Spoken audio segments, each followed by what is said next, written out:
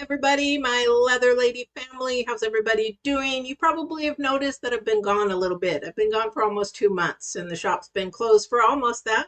Had a surgery that went bad and had to redo it, and so I am slowly healing.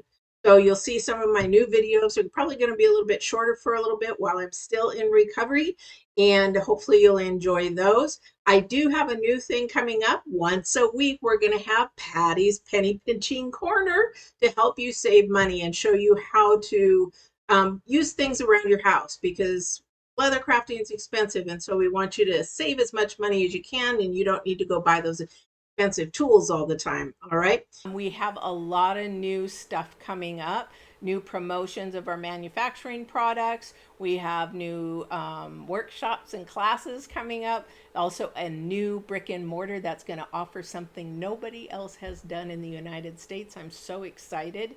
And we're opening our training academy, our leather training academy. So watch for those updates. Can't do it unless you subscribe, hit the notifications all, and we'll see you on the next video.